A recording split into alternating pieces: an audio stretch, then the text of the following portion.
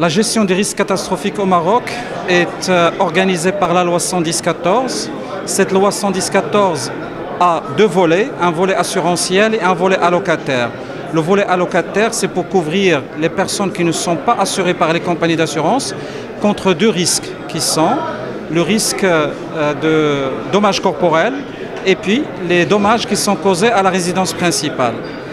Avec cette couverture maintenant, toute personne qui vit au Maroc aura une couverture contre les risques catastrophiques, que ce soit catastrophes naturelles ou bien les catastrophes qui sont la conséquence des violences de l'homme.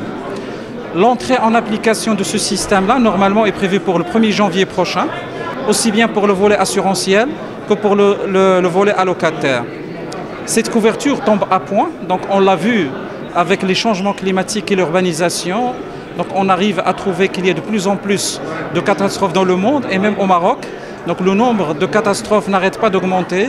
Il fallait trouver un cadre d'indemnisation et de couverture aussi bien des personnes et des biens. Comment ça va fonctionner le régime en cas de survenance d'une catastrophe?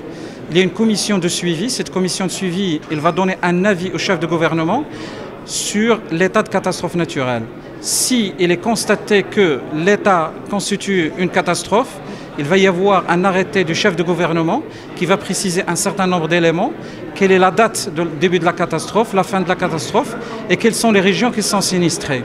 Les gens, par la suite, ils ont à faire la déclaration sur un registre national qui est géré par le ministère de l'Intérieur. Ce registre, il peut être fait par des déclarations directes, comme ça peut être fait par une voie électronique, donc il n'y a pas de souci. Une fois qu'ils ont effectué ce registre-là, ils doivent après déclarer leur sinistre, soit à leur assureur s'ils sont assurés, et sinon ils ne sont pas assurés, c'est au niveau du FSEC.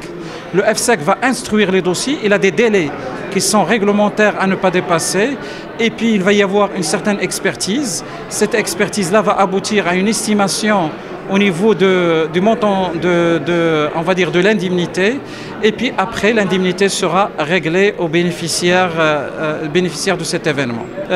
Pour la mise en place de ce régime-là, il fallait démarrer aussi rendre opérationnel le FSEC, le Fonds de solidarité contre les événements catastrophiques.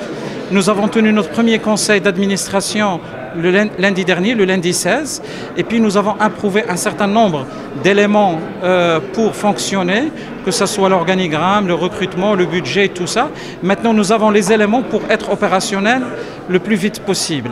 Ce travail-là d'opérationnalité donc, sera sur deux niveaux. Un niveau, on va dire, pour mettre en place les structures et le fonctionnement. Et le deuxième, c'est structurer la couverture pour pouvoir avoir les fonds nécessaires capables d'indemniser une éventuelle catastrophe.